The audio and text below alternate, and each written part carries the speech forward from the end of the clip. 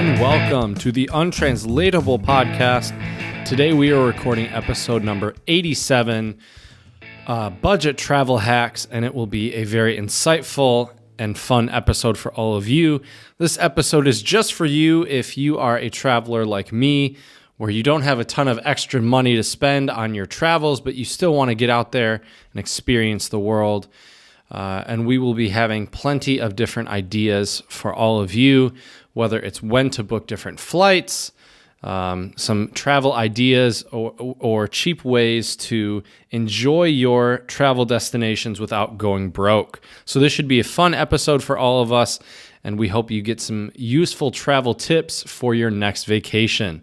Without further ado, my good buddy Jared, the untranslatable expert or co-expert. What's going on, Jared? Hello. I'm all about saving money. Traveling is not just for the rich; it's also for the for everyone, for the common man, for the fake ballers like myself.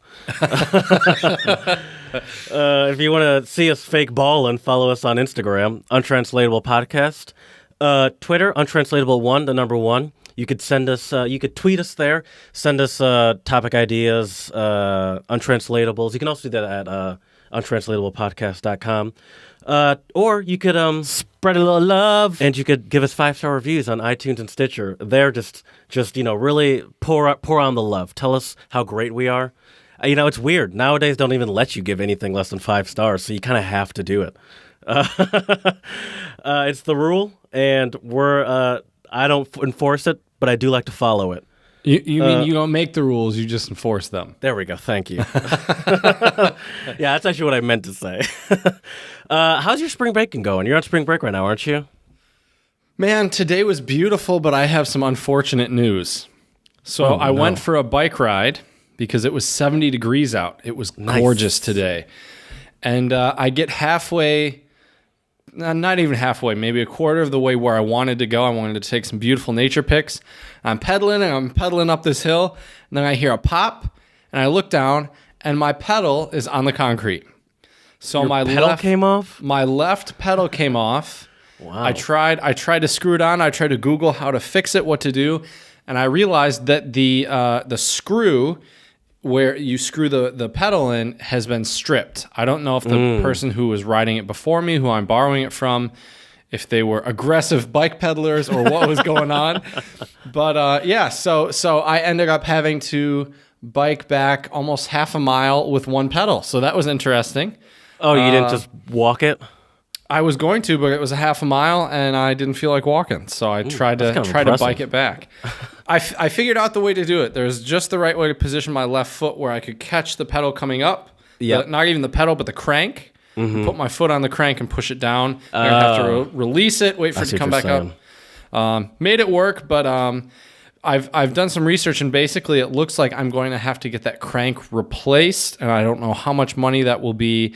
And I also don't have any tools here with me. So I may just talk to the people who I'm borrowing the bike from, let them know, and maybe even just give them the bike back at this point. What a great way to start our episode on saving money. You your bike loses a pedal, and you're like, oh, God. I was thinking about spring break because at least in my lifetime, I've never really had like a typical spring break. I went to Florida one time with my cousin, his aunt, and his grandmother. That was a good time, but I wouldn't call it a rager. What are like some of your, do you know any like your students' spring break plans? What they do, where they go? Well, first of all, Jared, I forgot to I forgot to correct you when you first said it. It's actually not spring break. My spring break was when you and Don were here. Oh, and right, I would say we lived up that spring break to the absolute fullest. Yeah. There was definitely some raging going on there, but this is actually Easter break. So I have Thursday, Friday, and Monday off. And in the Czech Republic, they celebrate Easter on Monday, not on Sunday. So, and I wonder how Jesus feels about that. Right? Have I told you about the Czech Easter traditions, though? No, I don't think so. Oh man, it's absolutely fascinating. So I actually last week, because I was only teaching for, believe it or not, 2 days last week, I decided to do all lessons based on cultural differences between Easter in the United States and Easter in the Czech Republic. And so untranslatable podcast episode in your class. That sounds like something we would talk about. Basically, more or less. And it was a lot of fun. Most of the students in my classes had heard about the Easter egg hunt. And it was funny, though. They asked me, why do you call it an Easter egg hunt? And I thought about it. I'm like, it's not really a hunt because they're not alive. There's no weapons involved. And there's not really... But it sounds so much more epic than Easter egg search. Oh, yeah, that's true. That's true. But part of a hunt is searching, to be fair. Right. And not every hunt involves, like, physically shooting something. Sometimes there's traps. That's so true. Not that we have to trap eggs. But I think, I understand why it might not be the best fit. But I don't think it's so ridiculous of a choice of a word. Right. And then again, if you think about it, we also have the term scavenger hunt. So once again, you're right. But I had students ask me that question. I was like, that's actually I had never thought about it that way. Why do we call it Easter egg hunt? I never thought it either. But actually what's really crazy though, and I can show you, I'll have to describe this for our listeners who aren't on YouTube watching this, but I also had an Easter party for my children that come, they're teachers' kids. And one of the students, shout out to Mrs. Verhalova and her children, Adelka and Alesh, they gave me this cute little Easter basket or Easter bag that also says, dream big, never give up. So they know what's up. But they gave me some really cool stuff. So Easter bunny, just like we have in the States, chocolate Easter bunny. Then they gave me, I haven't torn into these yet, but I'm sorry for our listeners with all the crackling of the bag. But these are perničky, which are gingerbread. That's delicious. I'm sure looks that's going to good. be delicious. These look like a tasty Czech version. If you take a closer look, Jared, these look like a tastier Czech version of your animal crackers that you've been nomming on for a while. How dare you also talk about my animal crackers like that? They're delicious. Right. But here's the whole reason why I wanted to show you this. This is what's really cool. In the Czech Republic, they have, so in the States, we do have like an Easter cake, right? But it's not really anything, at least in my family, it was never something super special. But here they have this little cake that is in the shape of a lamb. Back it up a little bit. So it's in the shape of a lamb. So it's usually, you can get it with either chocolate or white, like frosting on it. And then I think inside it's usually like a white cake. But it's pretty good. And it's called Velikonočky beranek is the Czech term for this. Okay. So yeah, but the last thing, and this is the whole reason why I brought up Easter here in the Czech Republic, is they have a very fascinating tradition here where my students at school have kind of associated with how we celebrate trick-or-treat or Halloween in the States, where we go door to door, at least children will go door to door, knock on the door, say trick-or-treat and get a treat, right? Well, here in the Czech Republic, they do something loosely related. They go door to door on Easter morning, Monday morning, and the boys, this is going to sound really crazy, but the boys actually have what they call pomlaska, which is basically the only word you can really translate it to is whip.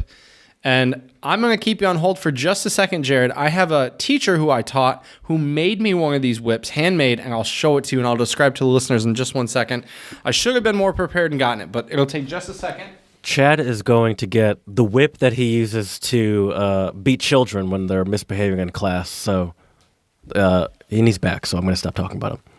Okay, so I have my whip right here. Wow. And it's got some ribbons on the end of it. They are pink, red, blue, and white. Ooh, I wonder if he did the red, white, blue for the Czech Republic and the United States. Anyways, so Jared, this whip is actually made out of willow tree branches, and it's handmade. And they like weave them together. Yeah, and they weave them together. So I have, let's see here, there are 1, 2, 3, 4, 5, 6, 7, 8 branches woven together to make the base of the whip. And then there are, I believe, 2 or 3, no, just one branch, and it has a nice little handle on it.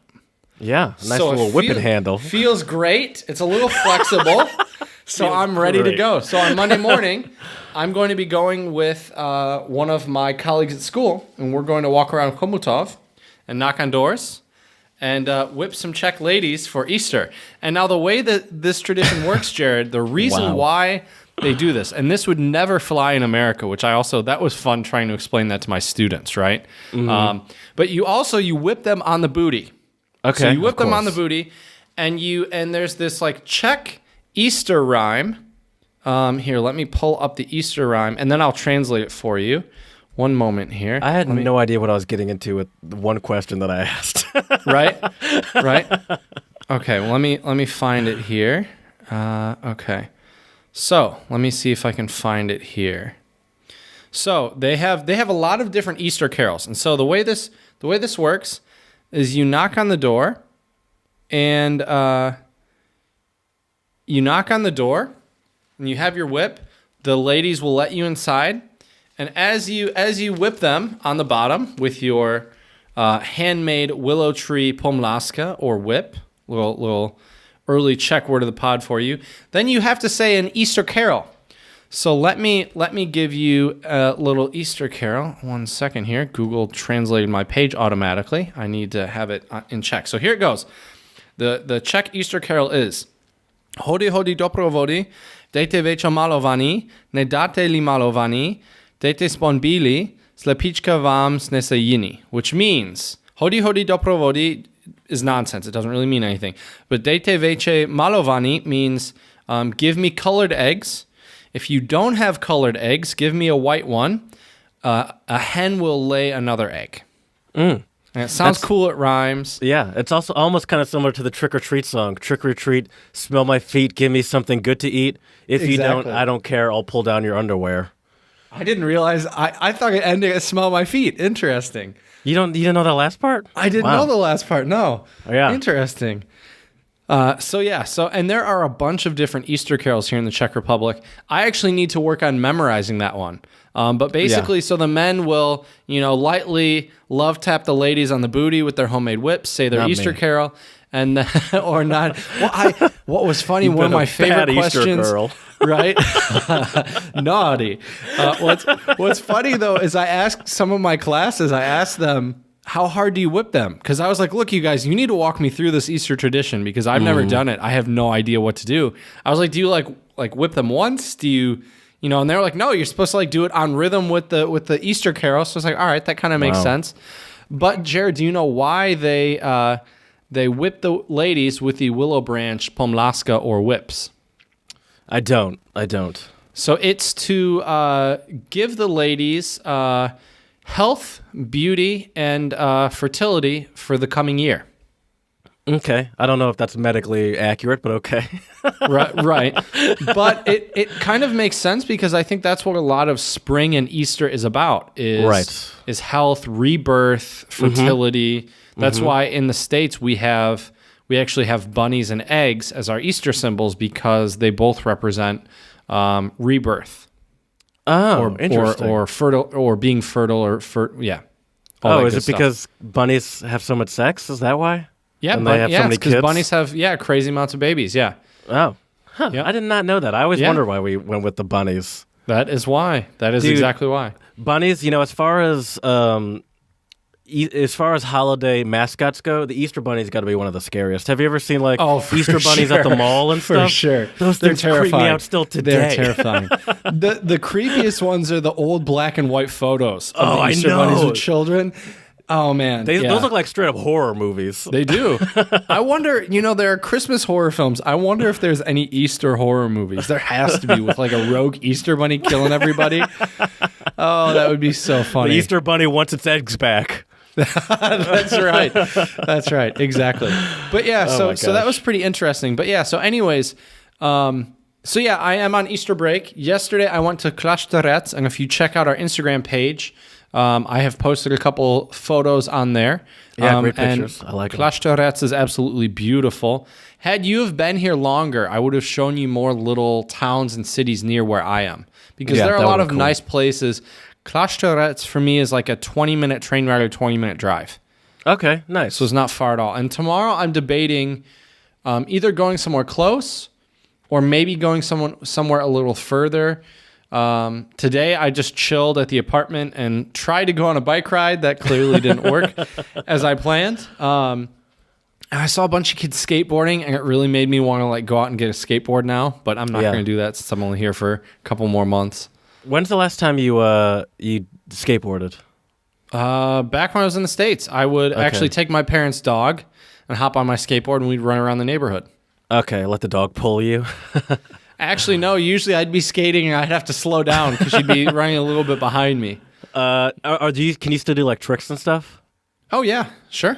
Okay, nice. I'm a little rusty. I wouldn't be trying to like do any crazy grinds down rails or anything, but right. You're not your basic stuff. Jumping, ollieing down a flight of stairs or anything like that. Right. I would be willing to bet some money. I could still do some of your basic stuff: kick flip, pop, shove it. Still can ollie, all that stuff. Nice, cool. Yeah, I wish I could. I mean, that. It's a stupid metaphor, but it's skateboarding in a lot of ways like riding a bike. Yeah, no, it makes sense. I thought maybe the tricks would take some more muscle memory than just the standard, like rolling down a road or something like that. Well, a lot of skateboard tricks, once you kind of understand the way a skateboard works, it's pretty easy to get back your bearings, because basically the way you jump on a skateboard is the tail or the back of the skateboard makes contact with the concrete, like a hard, it's an ollie, where the back of the board hits the concrete, and as it hits, you simultaneously slide your front foot up on the board and jump. And with the grip tape, which is like the sandpaper, that helps bring the board up. And when I used to skateboard a lot, what we would do is, when you were with a bunch of your friends, you would try to stack skateboards on top of each other. And anybody who was a skateboarder back in the day, they could tell you how many decks they could ollie. Decks meaning skateboards. Oh, okay. And how many could you ollie? Skateboards horizontally. I think back in the day, I think the highest I ever got was maybe 4 or 5. So that's... Oh, it's not bad. Maybe a foot and a half. I follow some skateboarders on Instagram because I like to watch them do like the people that skateboard throughout like the city and stuff. I love that, and they're like, that's super cool. Yeah. Well, and that's one early budget travel tip that I would give anyone. If you enjoy riding a bike, a scooter, a skateboard, or rollerblades, any type of wheels, when you travel somewhere, if you can rent something or bring something with you, like when we were living in Austria, well, actually, sadly, it was after you had come back to the States, I had bought a skateboard. And I bought this kind of really cool skateboard. I still have it at my parents'. I almost brought it here, but there's so much cobblestone here that it wouldn't have worked. Right. Where we were living in Vienna, there was a lot of like more normal sidewalks. The cobblestone was more so in the old parts of the city, not the residential areas, and we were in the residential areas. And so I bought a skateboard, and there were a lot of times when I would leave school in the afternoon to head home, and I'd look at the bus, and it'd be so jam-packed. And a couple times, I raced the bus, and I got back to my bus stop a minute or two before the bus rolled up. That's a good feeling. So that was pretty cool. Yeah, so that's for sure. one really nice thing to do whenever you travel. And a lot of people rent bikes. A lot of big cities now have that kind of like rent a bike or city bike, where it's fairly affordable. Exactly. So that's an early tip. The first time I ever, I mountain bike pretty regularly, at least I try to. And the first time I ever did it was in Austria, in a city called Saalbach-Hinterglemm. Okay. And we rented mountain bikes there and went mountain biking. And it was, I didn't pay for it. I was a child. But it was pretty affordable from what I remember. And yeah, that was a lot of fun. I can see that. I'm sure why I still do it today. Right. I'm sure buying a mountain bike is probably not the cheapest, but you could probably get some good deals, I'm sure, right? Yeah. I mean, you can find used one, cheap. What do you consider cheap? Right. But like, if you want like a usable mountain bike, you could definitely find one for $300 to $500. That's usable. Yeah, for sure. Yeah. Anyway, let's spread a little love. Fair enough. After you say whatever you're about to say. No, we can spread the love. I'll talk to you about it after the show. All right. So my first shout out, most of the time I try to find a city or a country or something. On our last episode, we shouted out the governor of Arkansas for putting up those new statues in place of the Confederate statues. Well, today, my shout out goes out to the country of India and the railway system in India, because they are trying to run all of their operations on solar energy by 2021. So the Delhi Metro Rail Corporation, which currently meets 60% of its electricity needs from solar, plans to run everything on solar by 2021. And this will make the Delhi Metro Delhi Metro, the first 100% green energy metro rail network. So I think that's really amazing, and they deserve a lot of props and a lot of love.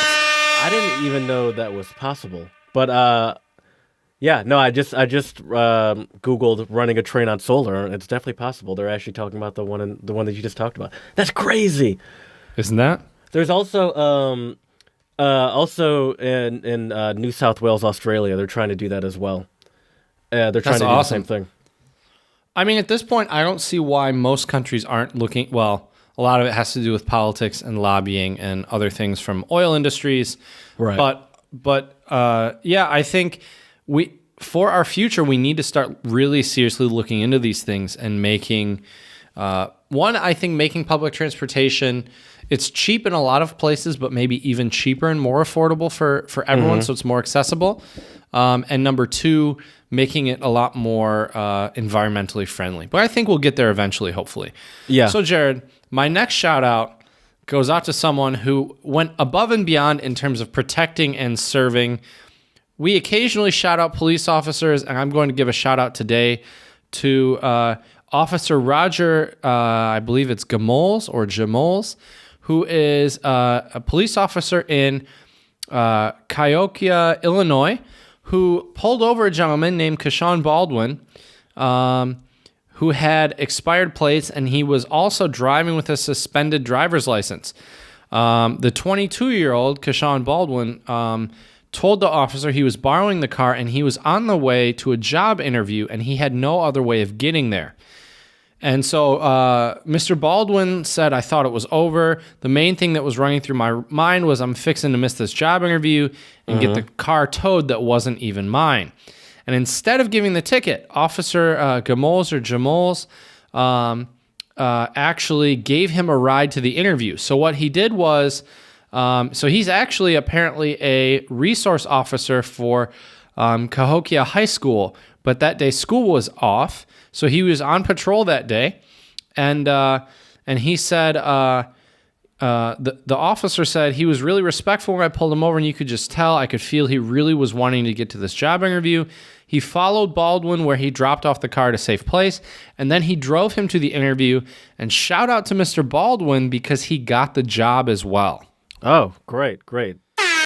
That's great to hear, because that could have easily gone a terrible direction, or assume he's lying or something like that, whatever it is. Right. Exactly. And we need more of that, because it's like, I mean, you could theoretically give this person a ticket and take their car, but then you're just kind of continuing on the cycle then, because it's like, all right, well, now he can't get the job, and now he's got to pay for this ticket or whatever, and it's just more of a headache rather than fixing the problem by actually taking him to the interview. That's cool. Exactly. And that's the thing. I think there are a lot of police officers in the States, at least. Thankfully, I haven't really had any run-ins with the police here in the Czech Republic. But the police officers in the States, I've been pulled over a couple times. One was during the wintertime where I was actually like 16 and leaving work. I used to work at a pharmacy to head back home, and I had a big exam on Monday. And it was snowing really hard, and as I started to turn towards, it was a left turn, as I started to turn towards the intersection, I could feel my car starting to slowly skid, and the light had turned yellow. And I thought, well, if I slam on my brakes, I'm just going to slide in the middle of the intersection, and that's not going to help anybody. So I pulled through, and of course, as I'm 3/4 of the way through, the light turned red. Well, there was a cop waiting behind me, or further back. He pulled me over, was to be honest, just a giant dick. He was just an asshole, clearly had some type of power trip, got all high and mighty. And the irony was, I actually went to court to fight the ticket because I had never had a ticket before. Granted, I'd only been driving for 8 months or so, but still, never had a ticket. And actually, no, I must have been 18. I wasn't 16, I was 18 because this was my senior year of high school, I think. But anyways, we go there. I explain to the judge what happened. She says, all right, well, we're not going to put any points on your license, but you have to pay the $130 ticket, which for me back then, that was like a week's Oh, yeah. work, Yeah, that's real money back then. Right. And the other crazy thing about it is that when we went to the courthouse, if the police officers don't show up, then at least in the state of Michigan, it's dropped, right? But if the police officers do show up, there's extra incentive; they can get overtime, right? So really, it's in on their the clock. Right. So for them, but what was funny was, for some odd reason, this guy decided to talk to me and my dad after the. And then he was, of course, a kind gentleman and super nice.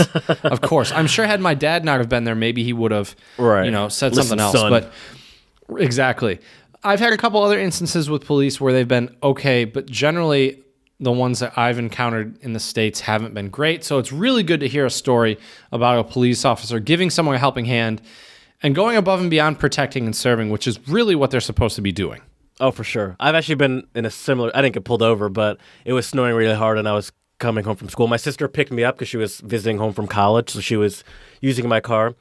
And she picked me up, and I was driving back home in the snowstorm, and we pull up to I'm pulling up to a light that's firmly yellow at that point, and she's like, stop. Keep in mind, I drove a Mini Cooper at this time, right? And so I wasn't really in a snow-capable machine. Sure. And she's like, stop. I was like, I can't. I'm just going to slide through. She's like, you're about to run through a red light. And so I slammed on the brakes. Not slammed, but I hit the brakes. It literally just slid right through the intersection and kept going. And I'm like, told you. That's funny. That's really funny. But yeah, no, that's great to hear. But you know what time it is? I do know what time it is. I love this sound drop, by the way. Every time I play it, I just think of you with your microphone up to a cuckoo clock. Yep. And I was an idiot in the first hour. I missed it, so I had to wait another hour. Good times. Well worth it, though. Oh, yeah. Well worth it. I'll start once I open my thingy here. My first one is Japanese, and it's Nodo kara te ga deru, and it means my hand is coming out of my throat. My hand is coming out of my throat. Think about that imagery. I was just going to say that's very image provoking right there. My hand is coming out of my throat. Is it like you're dying to say something, but maybe you can't say it? I'd say you're very close. Is it kind of like cat's got your tongue? No, it's not. No. You're farther away. It doesn't really specifically have something to do with saying something. It actually has more to do with. Well, let me give you a clue on where the phrase originated from. Okay. So they believe that it originated when food was scarce, and when people were very hungry back in the day. So it's like you're starving. Yeah, but it now it's more general than that. That's more general. So it just means when you really, really want or need something, or else you feel like you'll die. Okay. It's like you're dying to have something. Yes. Kind of. Yes. Okay. Nice. Yeah. And and they claim it started when food was scarce, and they were saying that I'm so hungry that like there's a hand in my stomach coming out of my throat to grab food. Right. Yeah, that makes sense. That's quite the imagery right there. Okay, so my first one for you is German. I like to give you German ones because generally I know you'll know what the individual words mean, but you may not know what the whole phrase means, right? So it's interesting for me to hear you guess these. So here we go. So this one is Sitzfleisch. Sitting meat? Or seat meat. Seat meat. Sounds pretty good in English. Seat meat. Sitzfleisch. Oh, you mean sounds good as in it rhymes. I thought you meant sounds tasty. Does not sound tasty. Look at that girl. She got that seat meat. Yeah, it's another word for thick. You heard it here first on Translatable Podcast. Is it really? What? No, Is it really? No. I was literally about to blow a ham horn and crack That would have been so great. I mean, that kind of makes sense, though. It's like you really got that seat meat. Some people sit down and it gets uncomfortable after a long time because their butts are bony. Not if you got that seat meat. All right, now I'm just confusing myself because we got a new Twitter term right there. Trending next week on Twitter. Hashtag seat meat. I'm going to tweet that. Seat meat tweet. Yes. Oh man. So seat meat. Is that like seat meat? Is that like you're excited for a big meal or something? No. Seat think about like meat as in the food or as in meeting someone? Fleisch. Okay. Right. That's meat. Right. That's meat. right. I forgot that you had actually said the German phrase. Right. So let me try to give you an example without giving it away. How can I do this without giving it away? So say, for example, you have a friend who has a job that's really tedious or really boring, and he never complains about his job. We could say, ja, hat Sitzfleisch. Like he's complacent almost? Not really complacent, I would say. If Wouldn't someone say complacent. has a job that's boring, but they don't complain about it, they're content? Also not really content. I mean, not really content. Or someone who it doesn't bother them if they have a long journey or something. I don't know. I'm Sitzfleisch is someone who is able to sit through and weather through something incredibly hard or incredibly boring. Okay. So it's like you have Sitzfleisch for like some presentation you have to sit through. Exactly. Mm-hmm. I hope my parents don't listen to this episode. My mom met some pastor at some event she was at, and she was talking to her about me, and it turns out that she is a pastor of a church that's like 20 minutes down the road from me. 20 minutes walking. It's really right around the corner from me. And my mom said that for Easter I should go to this lady's church service. And because I don't know what to say, I just said, sure, I'll go. So now I got to go to church on Sunday, I think. Oh, have fun with that. I'm about to get some Sitzfleisch there. There you go. Who knows? Maybe it will be a good service. You never know. Yeah, well, it's not even that I don't like going, because sometimes the sermons are interesting. And, I mostly have spent most of my time in black churches. And honestly, I love the music. It's great. So, like... that's where gospel music got its birth, right? I mean, that's what it is. It's church music. So, yeah, sometimes the sermons are good. And I do like the music, but black churches are so long. Like they're usually like 2 hours long. Oh, that is a long service. So it's just all the other shit I gotta sit through. I think the last time I actually went to church might have been an Easter service. Yeah, that's probably even, now that I think about it, because it's a holiday too. That's probably even a little bit longer. Yep, maybe 3 hours. Gotta get some real Sitzfleisch there. That's true. You got any more for me, Jared? Yeah, sorry. Akis. Oh, this is Lithuanian. Oh, interesting. And it is Akis apdumpti. And it means to smoke the eyes. To smoke the... Is that like when we say smoke and mirrors? I would think so, yeah. Ooh, all right. Yeah, it means to be deceptive or be a con man. And, excuse me. It means to be deceived. Yeah. Not that you are one. It means to be deceived by a con man. Or, it has a more general meaning, too. So say you thought you were hitting it off with some beautiful Czech lady as you were giving her that, what do you call it, the Czech whip? Pomlaska. Yeah, as you were giving her the pomlaska. And she's like, all right. But anyway, it essentially means also to be like sort of deceived by a potential suitor also. Okay. Haven't been deceived yet by any Czech ladies, but we'll see. There also haven't been too many of them. But anyways, my next one is Czech, and this will be my last one for today's episode. And it is dělá hloupého, which means doing stupid. I mean, that's a literal translation. Doing stupid. Is it like being careless? No, not really. We have a different untranslatable in English. Doing stupid. but we use the word. Once I say this, I'm going to give it away, but fuck it. We use the word play. Oh, playing dumb? Playing dumb or playing a fool. Mm-hmm. Okay. It's like pretending that you don't know what's going on, essentially. Right. And usually the people who do that for a smart reason, generally. Yeah. We also call that for gaslighting, I would say. Oh, that's true. Yeah, where it's like, oh, I don't know what you're talking about. I never, what do you mean? Right. Yeah. Okay, cool. Now let's play stupid and go on vacation and pretend that we don't have any money. Well, we're not actually playing stupid at all. That's pretty realistic. I was going to say, absolutely. Absolutely. So what are some of your tips, Jared, on budget traveling? The first one that I realized was a tip after I came back from our Euro trip is using cash. Mm-hmm.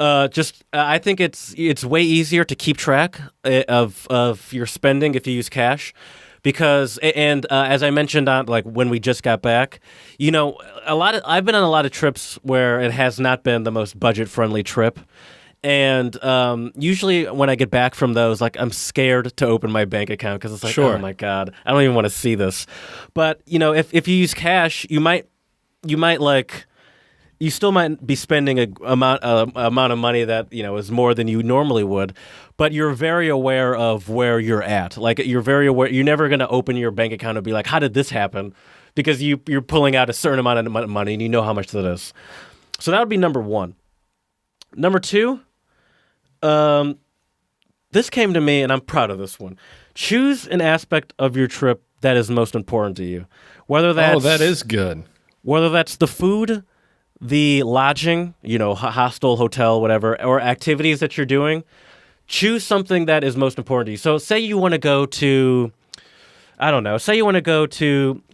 Austria, and you want to go mountain biking, and so you want to say splurge on renting the nicer bike. But that means that you won't be able to go to the nicer restaurants or get a hostel, for example, and instead of a hotel. And so, like for example, when we were in Czech Republic, I think activities is what was most important to us. We weren't looking for, I like nice restaurants, but that wasn't really the point of that trip. We weren't looking for nice restaurants. I'd say, as far as food went, we didn't really spend that much money. We got a lot of.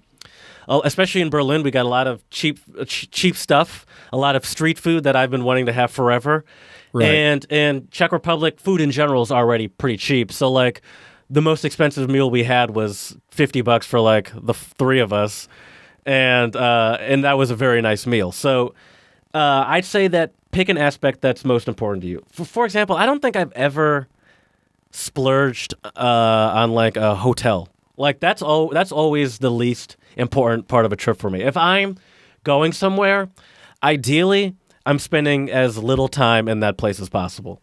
So, for sure. That would be considered probably usually the least important part to me. But some people, for example, if you're going to, say, Cancun, or you're going to one of those all-inclusive places, you're probably going to want to find a nice hotel, because for a lot of those people that go to those all-inclusive places, most of their time is spent within the resort somehow. Right.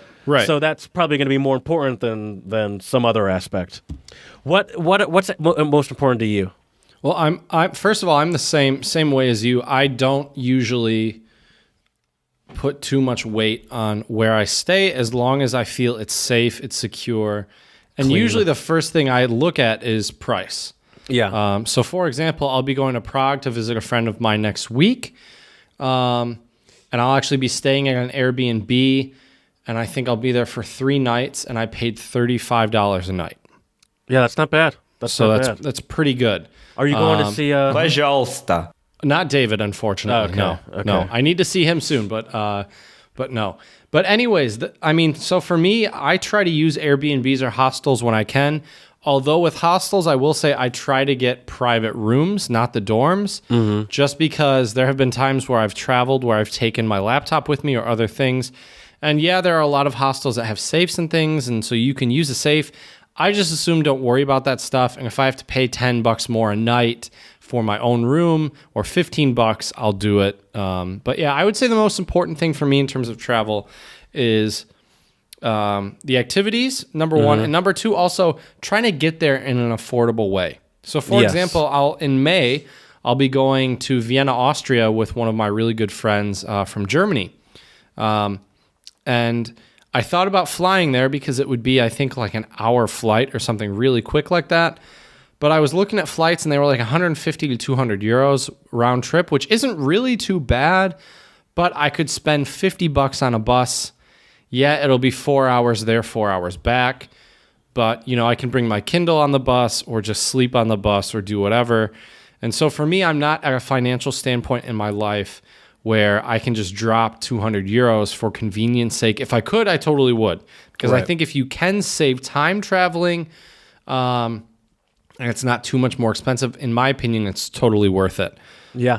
But, here in Europe, at least, it's very easy to get around with buses and trains. It's usually very, very affordable. It obviously won't be as fast as taking a plane.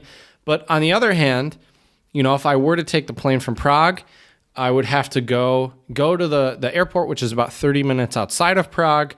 I'd have to get there an hour and a half early, plus that 30 minutes. Then we're already looking at 2 to 3 hours of travel time per se. Then I fly there. I got to get from the airport in Vienna to downtown Vienna, which I think is also like a 20-minute, 30-minute train ride as well. So with a bus, if you add everything up with going through security and everything else, taking a bus isn't really that much slower. Yeah, exactly, for sure. We've a long time ago, but we've had this conversation with like when you and I have been to Chicago. Not that we ever considered flying, because it's pretty convenient from where we used to live. But if you were to flying to Chicago, also takes about an hour. But if you from where we lived in Detroit, near the Detroit airport. But if you were to add the time that it takes to get there and then get on the plane, then get off the plane and all that stuff, you're not really saving that much time rather than the 4-hour drive that it takes to get there. Right, exactly. and I guess for me as well, I think buses here in Europe are fairly comfortable. You rode the one from Prague to Chomutov. It's not too bad, is it? No, and I took it back we did from Berlin to Prague as well. Exactly. And that was not bad either, no. So another one is avoid traveling during tourist season, quote unquote. Yep. The peak times. I have some information on the best times to. When do you think is let's start with the most expensive time to book a flight? Summer. Let's backtrack a second. Hold on. Okay. Most expensive time of the week. Oh, most expensive time of the week. Well, we'll get to that after. Flight. Most expensive time of the week is probably got to be the weekend. Friday, Saturday, and Sunday, right? Yes. The most expensive time is Friday around 3 a.m., actually. But they say the weekend in general is more expensive. When do you think is the best time, once again, during the week, to book a flight? Tuesday, Wednesday, my man.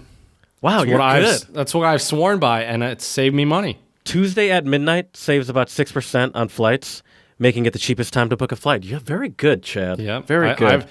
This is why I wanted to do this topic. I think I'm fairly well versed in budget traveling, and I have to say, although a lot of my traveling here has just been traveling to Prague because I have friends there, and there's great nightlife and everything. I've done a lot of traveling while I've been here. I've been to Austria. I've been back to Germany. I've been in a bunch of different places in the Czech Republic, and I haven't spent too much money on it. Probably more than I initially anticipated, but overall it hasn't really been too bad at all. And I think that leads me to my next point, though, is when possible, if you have an idea of what you're going to be doing and where you're traveling to, try to make a budget and try to stick to it. Now, I don't mean that you have to budget so small that you can't enjoy yourself. That kind of loses the whole point of traveling. But like when I'm going to Vienna, I will tell you straight up, I'm going there Thursday, Friday, Saturday, coming back on Sunday. So I'll spend 3 nights there and come back on Sunday. And I will pay, which isn't too bad, for 3 nights in a hotel. It's a 4-star hotel. I'm splitting it with my German buddy. I think I'll be paying about $140, $150 on accommodation. I'm pretty sure your breakfast. Part or both? Yeah, that's my part. That's my part. So still not too bad. For 3 nights, that's not too bad. I would have chosen somewhere even cheaper, but he's a medical doctor in Germany. He's got money to spend. He suggested the hotel, and I was like, It's a little over my budget, but it's in a really great location that will save us a lot of time and effort. So you know what, screw it. It's worth the convenience, I guess. So $150 is gone already. So now I'm trying to think of how much I want to spend on food and everything. And as long as I don't splurge too much, I think, not including getting to and from Vienna from Chomutov, I think I should be able to spend about $300, maybe $400, including accommodation. If we include going there and back, I think it's about $20 to $25 by bus, so $50. So I'm looking at $350 to $400, which is not really too bad for a weekend getaway in Vienna, Austria. I'd say so. Yeah. The sticking to the budget is the harder part, though. Especially, and I've had this struggle before, especially traveling with Don. Don likes to stunt on these haters. He balls out.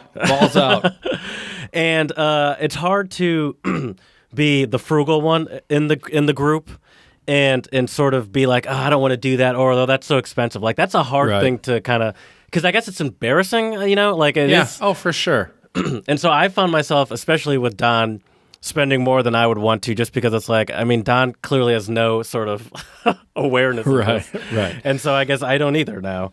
Which is funny, though, because he works in finance, doesn't he? That's very true. Very true. And I don't think he ever has a budget when he travels. All right, let me ask you another one. So this is in the United States. For domestic trips, how far in advance should you book for the best prices? Now, this blew my mind. I'll just start by saying that. I would say probably, 1 or 2 months? No. I have no idea. 2 to 3 weeks. Really? That's it? Yeah. That would make me so anxious. Me too. Interesting. 2 to 3 weeks. That's a really great tip. Yeah. I think the other thing, too, with domestic travel, though, I think a lot of people, there's a lot of great places you can go for very cheap. Like, if you have a tent, you can easily go camping at a national park, and that won't cost you very much. There are a lot of really good kind of budget ways to travel, instead of going to some really expensive city and spending half your budget on like dinner the first night there or something. I think there are a lot of really affordable travel options that you have. And the other thing I wanted to mention as well is reach out to your friends and your family members. They might have a friend or a relative or somebody who lives wherever you may be living, and you might be able to sleep on their couch or their floor. Yeah, it's not glorious. Yeah, you can't flex on anybody by saying, yeah, I crashed on somebody's couch. But at the end of the day, you're going to be saving a couple bucks, and that's always really great. And I think some people, too, who are a little bit more trusting in others also use couch surfing, and I've only heard great things about couch surfing. Yeah. So that's another way to budget travel. Also using Airbnbs. And the other thing I want to mention as well with Airbnbs and for domestic or international travel, a lot of times Airbnbs and even hotels and other places for accommodation, they will have package deals. So I remember my ex booked us a weekend in Traverse City. I had actually never been there before. And Traverse City is a beautiful city in Michigan. For all of our Michiganders listening out there, if you haven't been to Traverse City, you definitely need to make the trip. It's a little pricey. I went as a child. Like my parents said, I've been there, but like I don't remember it. If you end up back in Michigan, we might have to make a little bro trip to Traverse City. Okay, that would be on fun. The road again. That'd be really fun. But anyway, so she booked she booked a like it was basically Airbnb and then this winery tour, and we went to 4 or 5 different wineries, and granted the bottles of wine were, at least for my taste, a little expensive. I think for a wine connoisseur, they would laugh at what I'm about to say because they pay thousands of dollars. But I think every bottle I bought was at least over $20. I tend to buy cheaper wine. I'd say that's pricey. That my parents are wine, or my dad specifically is a wine connoisseur, and I think he's not spending thousands of bucks on all of his wine. Like he still enjoys a $20 or $18 bottle of wine, and it's just about knowing the good stuff. Exactly. You don't have to spend a lot of money to have good wine. Exactly, and I still remember a couple of the wineries that we went to, and they were absolutely fantastic. That's why we bought some bottles, and we drank those puppies really quick when we came back home. But that's what's great is you can get a lot of good deals. And I think she spent I want to say she spent for accommodation and the winery tour for the two of us around $300, which might sound Not bad at pricey, all. I don't think so. But you know, we were taken on a bus, so we didn't have to worry about driving. Right, that's they smart. took us there. Smart They move. gave us They gave us a lot of time. These were really great wineries, and it was super scenic too. It was Yeah, really I can great imagine. to see this. And what's a random little fun fact about Traverse City is that where it's located and how the sun hits it and all that stuff for wine. Actually, Traverse City is one of the best places in the United States to drink Riesling, and I'm a big fan of Riesling wine. So they have some really, really good Riesling there.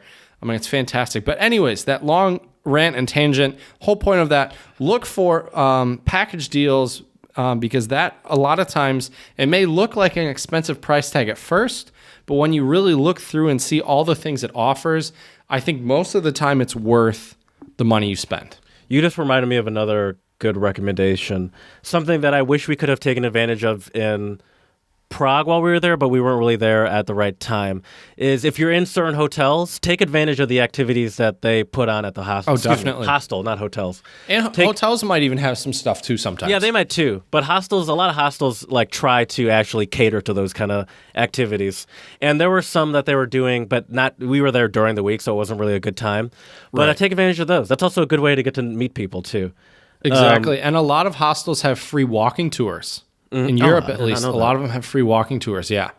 And Well, there you some of go. them, fun fact, I know some hostels, they don't really check, like they don't see if you're like staying at the hostel or not. So basically you could figure out Hop on. yeah, exactly.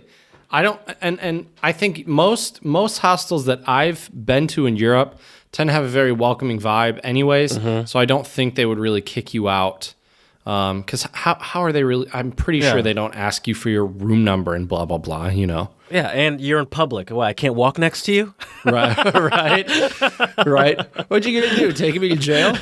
I'm just walking down the street. You happen to be walking down the street too. Right. You happen to be Sue giving me me for very overhearing interesting what you're saying. factoids. Yeah. But I'm just speaking I'm of walking factoid. here. Factoid, this is a fun fact for all of our language people out there. Factoid is not a fun fact. Factoid actually means false fact.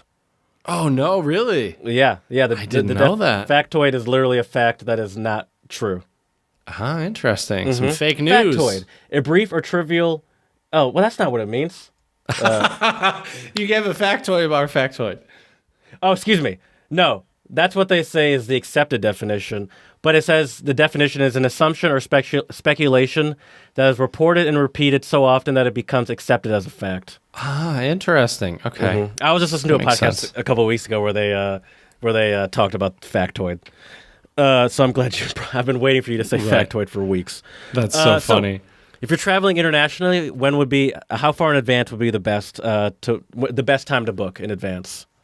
Oh man, I would say maybe 4 to 6 months.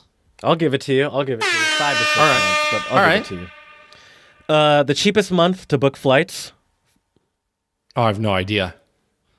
is January, followed by Interesting. Okay. February and August for domestic flights, Okay. and and January and February for international flights. Yeah, and they say travel in October or April for the best flights as well. Right. So right. Yeah. Fall and spring, because summer is the high time, and then at least in the Western world around Christmas is also a very high time because that's when people have time off from work. Right. Another thing about flights, be careful when you book flights, because I got lucky, but I ran into some trouble because I was staying here when we booked the flight. I was staying here for longer than a year, or at least the flight we were going to book, the departure date was longer than a year out, right? So I think we booked my flight. It had to have been somewhere around May. And the furthest out we could actually book my flight, my return flight back to the States, was the 2nd of July, which is when I was coming back, when I am coming back. The funny thing was we were worried it would be cutting it too close because the end of the school year is actually the end of June. So actually I end school June 28th.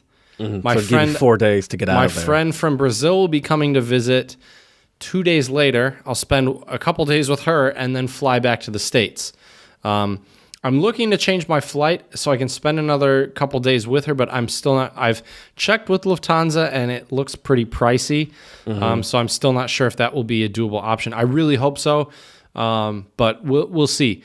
That's the other thing, though, is when you book flights in general, I would like Jared. You could do what Jared does and drive yourself mentally insane by having all the price alerts, which is a really good idea, though, having the price alerts. But and they also a lot check of them different days.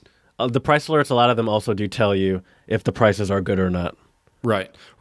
And that's the thing, is they tend to fluctuate, but if you buy on a Tuesday or a Wednesday, also, at least in Europe, if you arrive on a Tuesday or a Wednesday, it generally tends to be cheaper as well. And so I think I'm actually landing, I think the 2nd is a Tuesday, I'm pretty sure. Okay.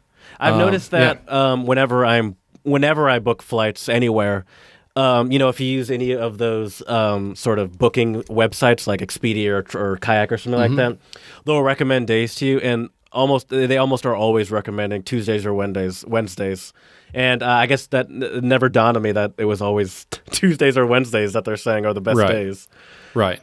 The Which other makes thing sense. too, Definitely and makes the other thing too about flights is, I would say to a point you also need to just pull the trigger, because if you wait too long, then the prices are just going to increase more and more, and you're going to lose more money. The other thing too is, if it may be worth it for you, depending on your flexibility and your situation, where you're traveling, what you're doing. It may be worth it to get traveler or flight insurance on your flight. Every airline has different policies, but the way mine works, at least, is I believe if there's like a medical emergency or something, I think they'll change the flight, and it's only like $150. If I want to change the flight, then the flight change fee is $300, which is kind of pricey. And actually, when I ask now, the way they have it is they have a $300 change fee, and then you pay whatever the difference would be if it's more expensive than your original return date. So right now, the date I tried to come back on July 4th, and it probably doesn't help, like it's a holiday in the States, but I tried, and it was $300 for the flight change, and then $200 on top of that, because it was going to cost $200 more than what my return flight would have cost, like that portion of the ticket. So I don't know how they do the parameters for that, but keep that in mind when you're traveling. I think it's always important to get flight insurance when you can. Also, look into travel insurance if you're going to places and you're bringing a lot of very important valuables. I would say pack light and don't bring a lot of important valuables.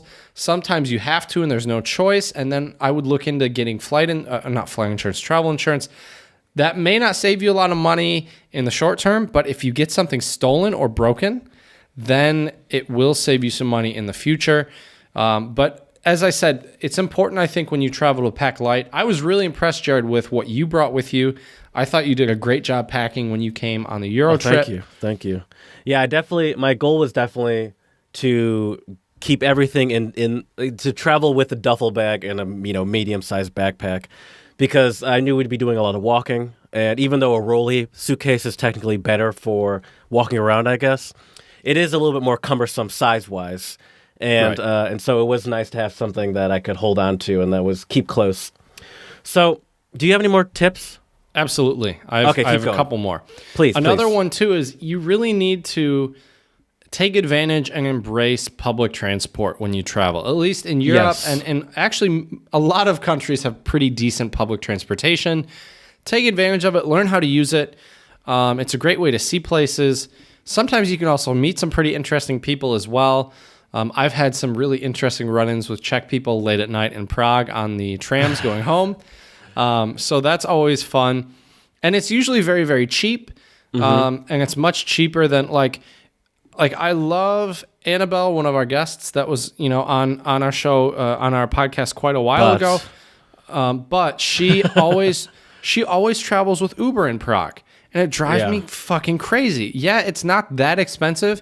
It's like $4 to $6 for an Uber, which is roughly actually pretty close to what you can pay in the US, depending on where you live and how far you're going, if there's no surcharge. But like, she would take an Uber everywhere in Prague, and I'm like, okay, an Uber will cost you $4 to $6 going from point A to point B. You can pay $3 or $4 for a 24-hour public transportation ticket in Prague, 110 crowns.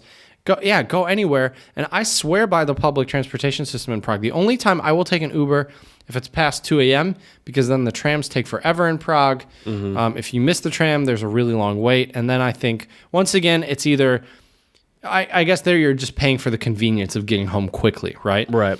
But that always drove me crazy with her, and she's usually a very frugal traveler, and she's smart about that stuff. But there were so many times where she would be like, all right, let's get an Uber. And I was just like, but why? Like, just use the public transportation. I was also very impressed by Prague's public transport because they also have an app for their tickets. So they make it as convenient as possible. As long as your phone battery doesn't die. That's a good point. That's a very good point, but that hasn't happened to me in a long time. Right. I'm totally with you. Actually, when I was going back to when I was in Berlin just for a night after our trip, and my hostel was sort of outside on the outskirts of the city because it was close to the airport. And for a hot sec, I was like, I'll just get a Uber, and so I can get there quickly. And I'm like, I mean, it's 8:00. I'm in no rush. And I took the subway, and it took me maybe a little bit longer, but it was easy. It's super easy.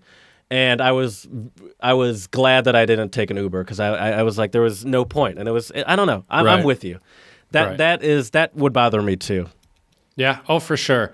The other thing is too, don't eat away your money. And what I mean by this is I mean it more almost in a literal sense here, where you can spend a lot of money eating out at places, right? Like when I was in Austria with my parents, we spent a lot of money. Really, my parents spent a lot of money on food while we were eating out. Yes, it was good quality food and everything, but when I go places, it's probably not the best for my health, but I tend to get cheaper stuff. Like when we were in Berlin, we got currywurst, I think a couple days, didn't we? We Probably. got doner kebab. One day we got schnitzel. We got schnitzel, I think, once or twice. And it was all very, very affordable. I think we paid maximum for those more kind of street meals. We paid maximum, I think, €8 or €9 with a beer probably included. And so that, but see, that even adds up. So, a really, really budget and thrifty way to do stuff is go to a grocery store. And, a lot of grocery stores, they have stuff. They have, here in the Czech Republic, you can go to a lot of grocery stores, Tesco, Lidl, Billa, and they have pre-made sandwiches you can get. And here in the Czech Republic, I think they're like $1, $2. They're super cheap. Get 2 or 3 of those, and you got some meals for the next couple days, at least a lunch or something. Yeah. And eating cheaply doesn't mean that you're eating like shitty or bad food. If you are a good researcher, you can find like good food for cheap, or like famous places that are cheap, or maybe you don't want to spend a lot of money on food, but you might find, I don't know, the best doner place in Berlin, for example. Right. But that's also why I mentioned earlier to choose your activity. Some people go on vacation to, say, New York or something like that for the food. But if you're going to do that, then you also have to keep in mind of where you're staying and use public transportation more. So it's just, if that's going to be your thing, then that's your thing. But then you have to keep in mind the other aspects of your trip. Right. And the other thing that I'd like to mention with regards to eating at restaurants and things, know and understand what... Well, depending on the culture, actually, you might not want to. That's true. In Asian countries, generally, it's actually considered rude to tip. So if you're in Japan or China, I believe also South Korea, it's not expected to leave a tip. Some places, because they don't tip, it's also viewed as, like, culturally, it's not 100% understood. Buy yourself something nice. Exactly. But the other thing is to understand what's cheap and what's expensive for where you are. So, for example, one of the reasons why most of the time when I go out to eat in the Czech Republic, I usually would get a beer with my meal, because a half liter of beer here, at least here in Chomutov, it will cost anywhere from, if you're at a normal restaurant, not a fancy restaurant, but a restaurant that most of the locals go to, which is another tip. Go to restaurants that locals go to, not the touristy ones. You could just walk down a main street and take a side street. And that's as far as you might need to go to find a really cheap, affordable restaurant. They're not usually super far from a lot of the tourist attractions, but you may have to look a little harder. But anyways, beer in Chomutov, I think, usually is about 25 to 30 crowns, which is about what, $1 to $1.20, maybe, something like that. Water can be anywhere from 35 to 40 crowns, which is still affordable somewhat, but I really try to pinch my pennies when I can. And so I would usually get a beer with lunch or dinner when I would go out because it was cheaper. So think about those things as well. Some countries you might go to, it might be super expensive to have a beer with dinner. So maybe it's smarter to get a water or something like that. Yeah, like here in the U.S., Super expensive. Like there's a huge premium for alcohol in restaurants, and that's because it's probably where they make most of their money in a lot of restaurants. So for sure. Like if I go to restaurants here, I have to, beer's usually not that bad, but like especially if you're getting like wine or something, you really got to consider if you want that wine or not, because like a glass of wine, it's not odd for a glass of wine to cost as much as a full bottle if you were to just go to the store and get it yourself. Oh, definitely. Well, even in Michigan, I remember some restaurants we would go to, a beer would cost $6 to $8, and it's so funny to see the look on my Czech friends' faces when I tell them that. Because that's like that's triple. That's not even triple. Yeah, that's like a meal here basically. Yeah. Or it's four beers here maybe or something like that. So it's a really big thing to be aware of some of those aspects when you're eating at restaurants. Whining and dining. Be careful how much whining you're doing.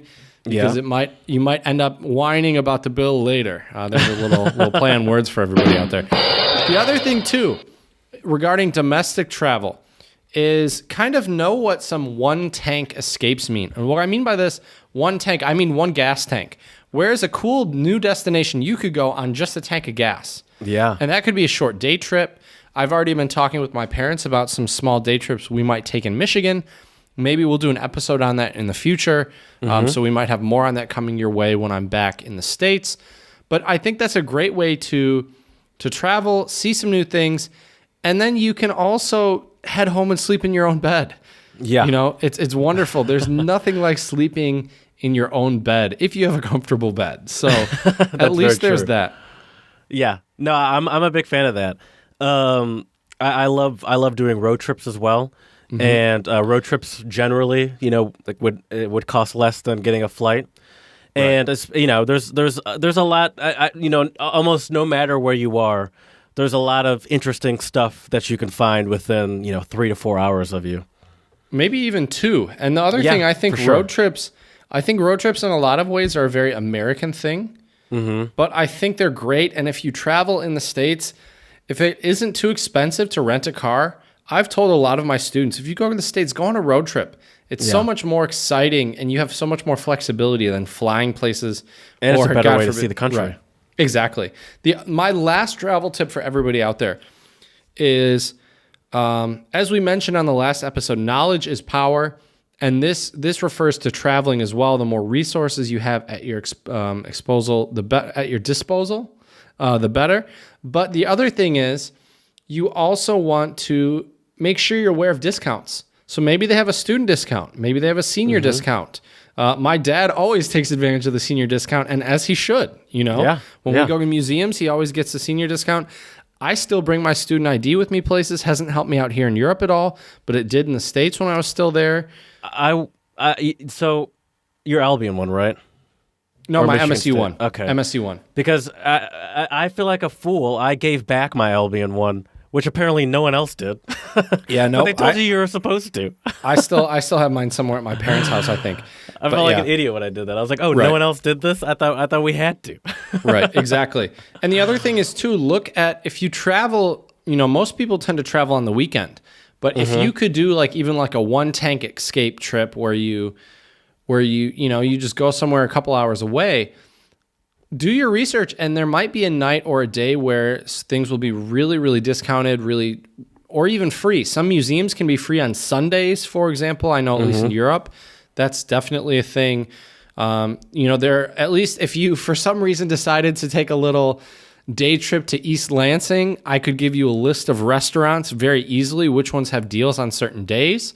Especially, another thing too, I guess a little side tip is, go to college towns. If you're on a budget, go to different college towns and check those out, because a lot of times they will have really affordable restaurants because their main clientele are college students who don't have a ton of money.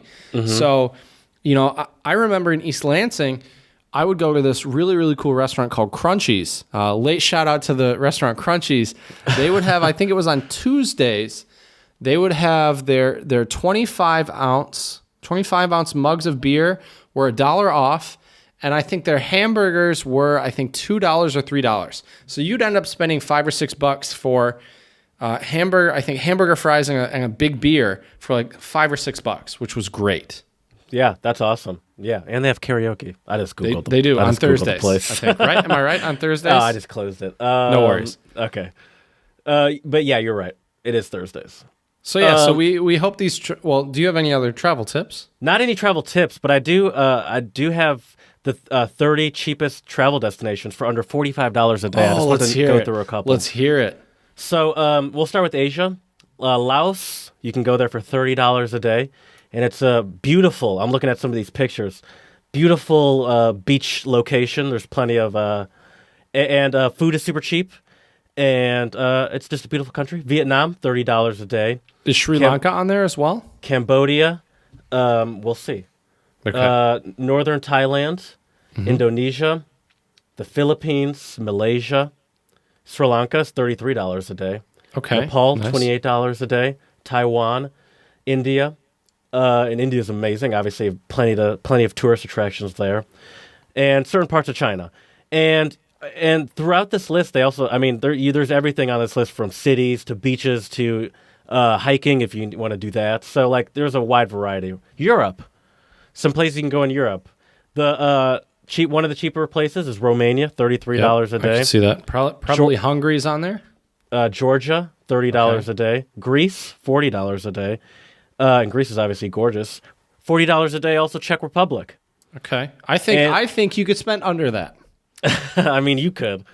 But maybe they're also factoring in where you're staying, like if you also include I would imagine your hotel and stuff. But you could definitely do that. Ukraine, $26 a day. That's very cheap.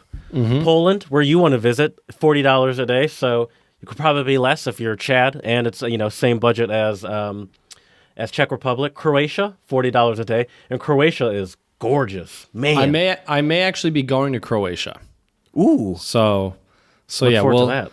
Yeah, we'll see about that. But I have a good friend of mine and a student of mine who his grandmother actually owns a house in Croatia, and so he's offered we might go on a road trip. My buddy David, my friend Christoph, and also my friend Marty. So what's the rule on going on vacation with your students? I mean, they will be graduating, so in a couple weeks, by the time you go, they won't be your student. Okay, exactly. Turkey, $40 a day. The Baltic states, which are Lithuania, Estonia, and Latvia, those are all about $40 a day.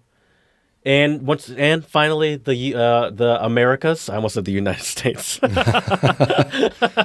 I don't think you could stay in the U.S. for under $40 a day. No, that's not on this list. Mexico, $40 a day. Nicaragua. There we go.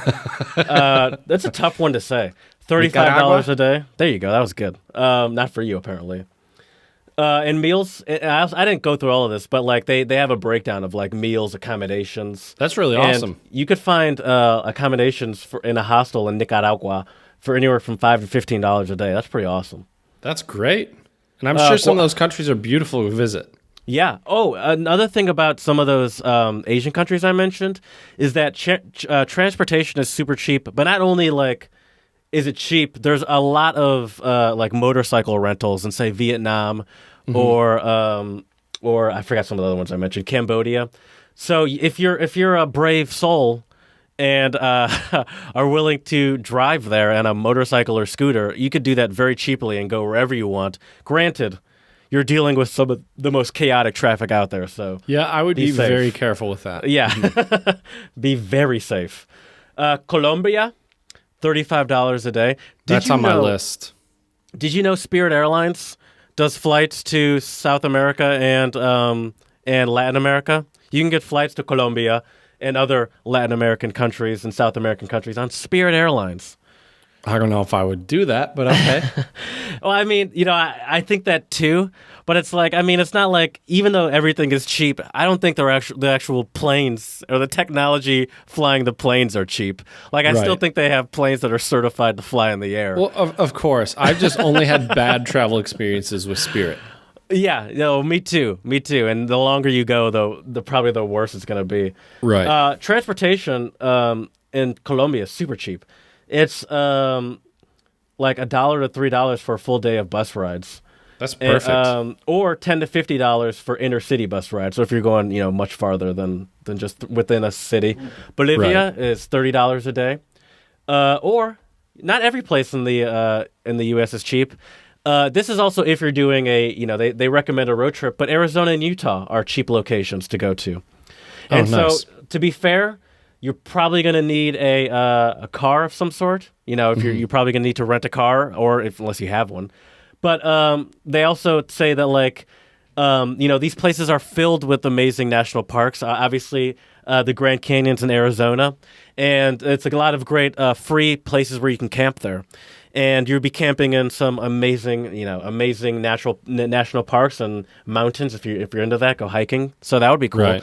I meant to mention when I was in North Carolina. I mean, if you take out the flight, it was probably no more. And I had to buy hiking boots. They weren't expensive. They're like $50.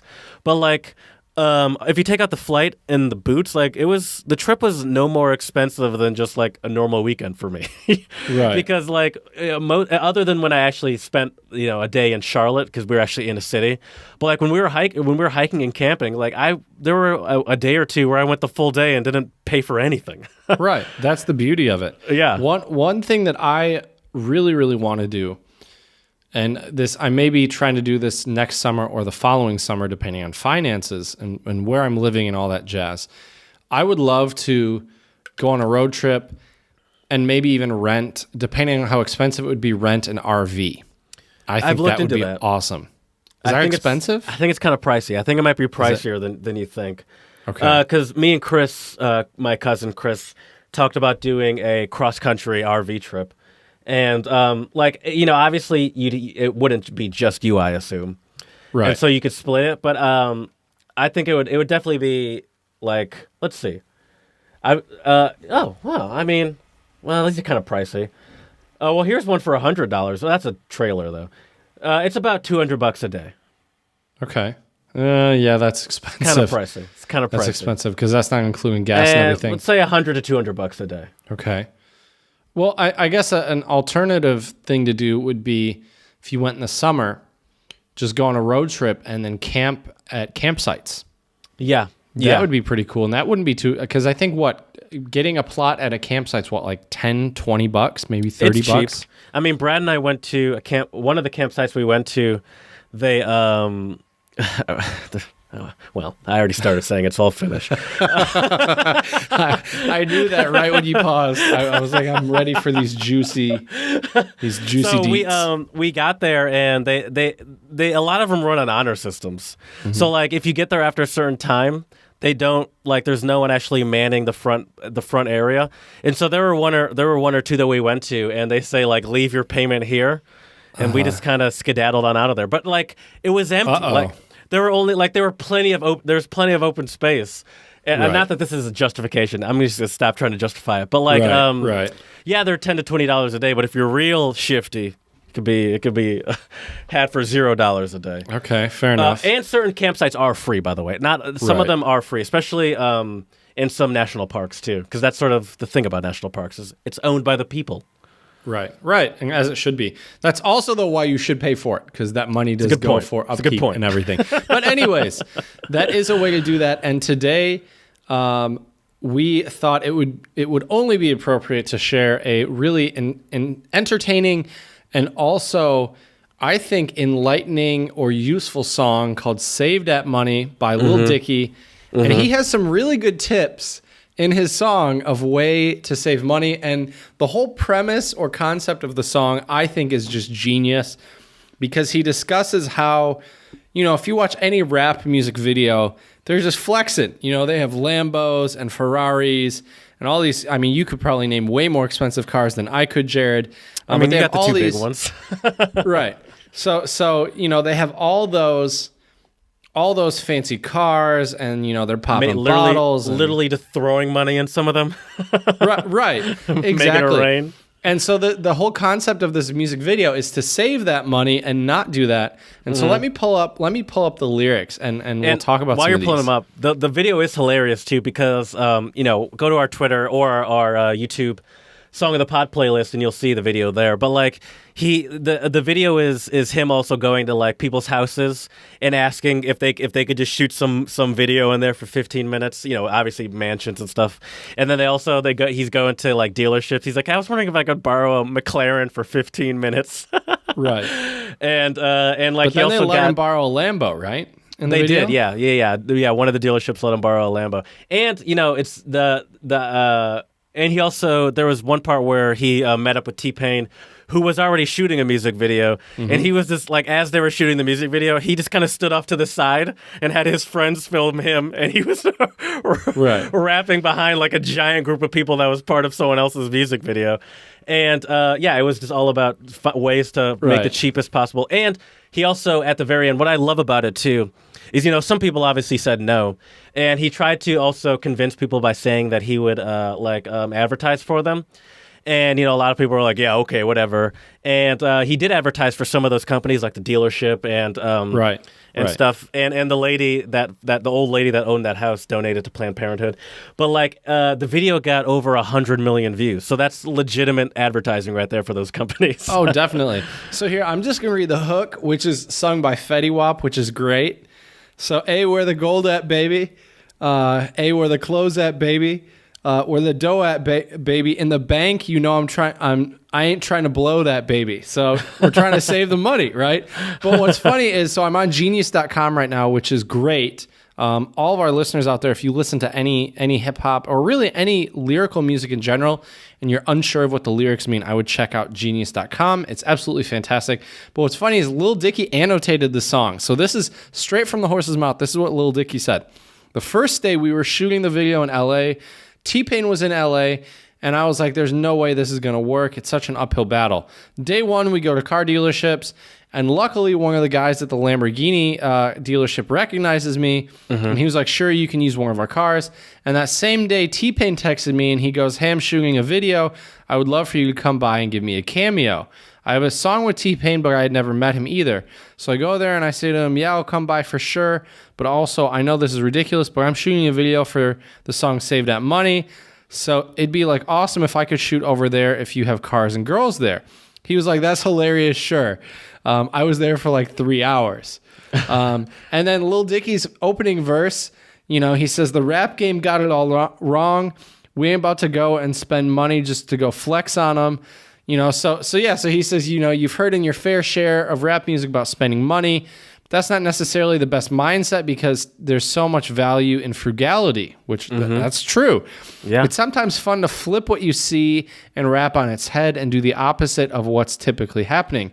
But I don't want people to think I made this song purely for irony's sake.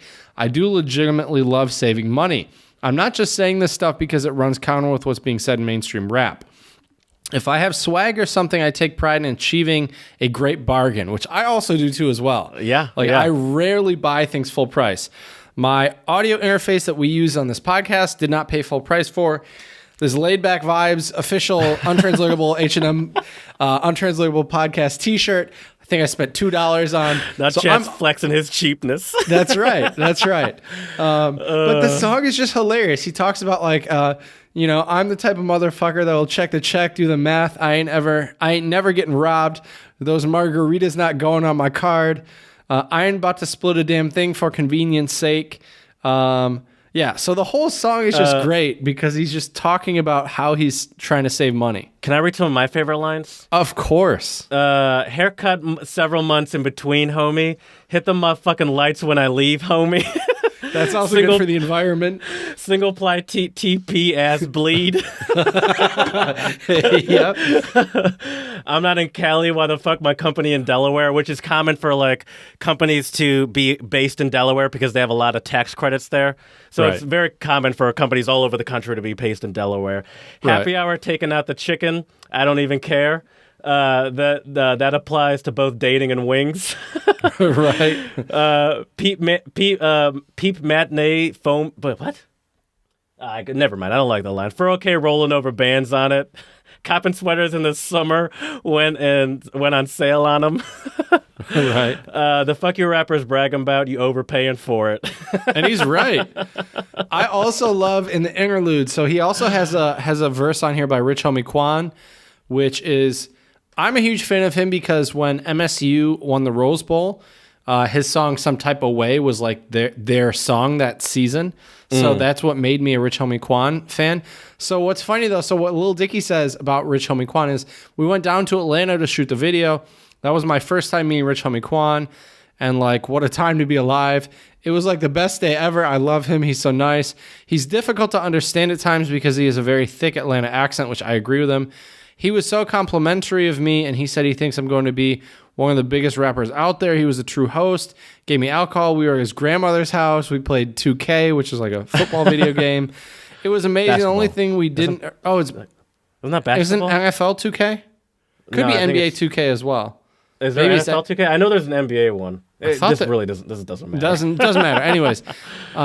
They do football as well, I think. Okay. Oh, no, but they haven't done that in a while. I think it's mostly a basketball. I see. Gotcha. But anyways, what's really funny, though, is he like interrupts Rich Homie Quan halfway through his verse or 3/4 of the way through his verse. He's like, Quan, what does this have to do with saving money, though? You know what? A full verse would have been too expensive anyways. So I love that. It's really great. Yeah. And this never hit a bar with the cover. Low thread count. Hard with the covers. Which is good trial wordplay memberships, right there. though. I never joined the shits, though. Right. And it's so true, but these are all great things. He mentions, too, like getting generic drugs, like prescriptions, which I can tell you after working in a pharmacy. Oh, right here. Walgreens card shopping, all off brands, though. Boy, go hard when collecting, got Venmo. Save every motherfucking roach trying to smoke. There's a tip for all of our stoner listeners out there. So I think that's great though. And you do make a point with the off-brand stuff for the prescriptions, because they're the same.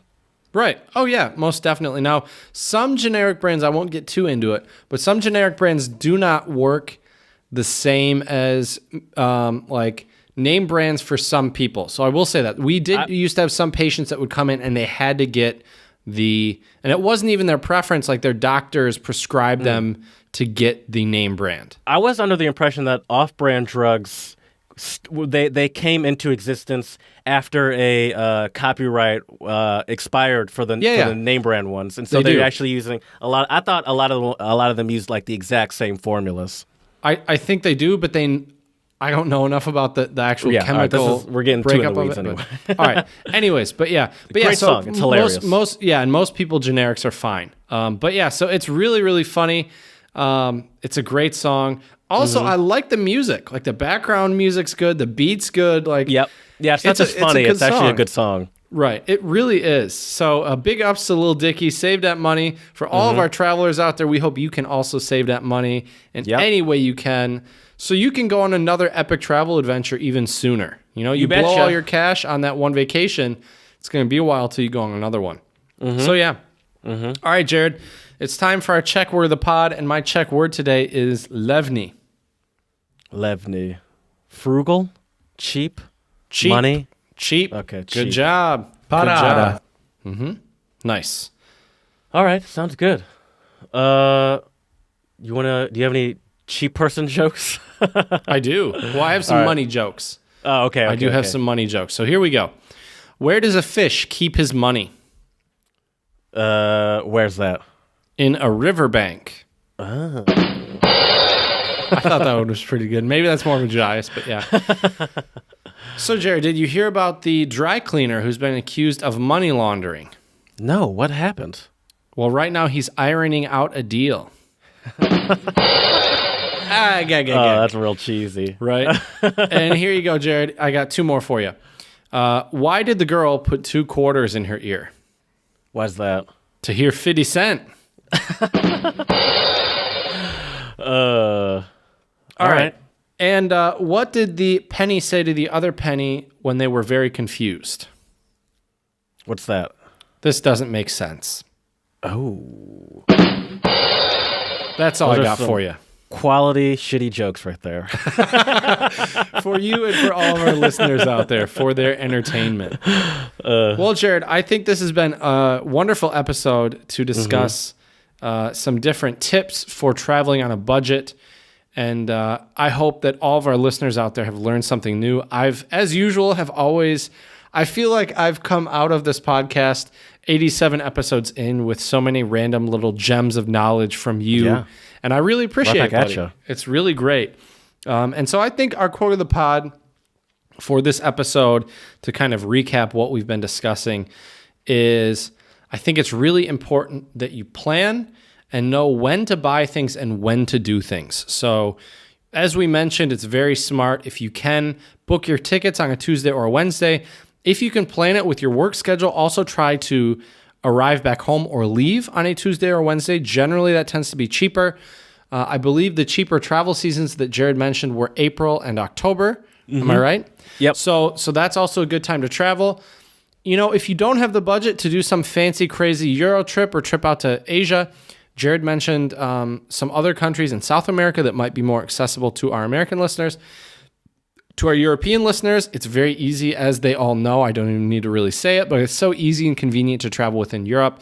So try to travel domestically or closely internationally when you travel to also save some money. And if you can, also take a look at, as we mentioned, kind of the one tank escape plan, where you just go where a tank of gas will take you, maybe an hour, 2, 3 hours away, and you might be able to see some great things and really be able to enjoy some new scenery. Yeah, no, that's good. I agree with you. That's good. So we hope you can use these budget travel tips to your advantage and really make the most out of your next travel experience. And please let us know if you use any of these tips, how they worked for you. We would love to hear about them. You can send us any of your own travel tips or how these tips work for you on untranslatablepodcast@gmail.com.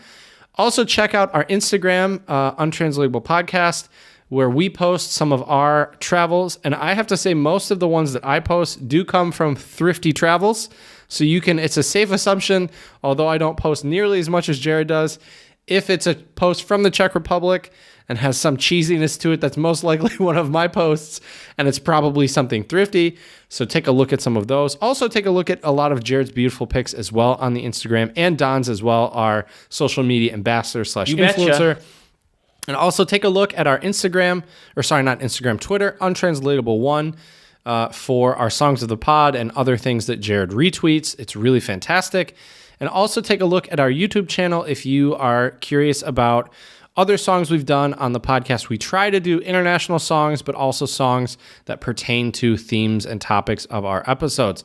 So take a look at those. We would love to hear your feedback. And lastly, sorry for the long rant to close this episode, but please, 5-star reviews on iTunes and Stitcher. It would be greatly appreciated. It would mean the world to us. And exactly, spread that love.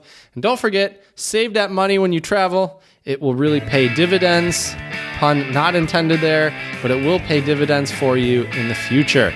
So thank you very much for your support to all of our listeners around the world. And as we say here on the Untranslatable Podcast, Děkujeme.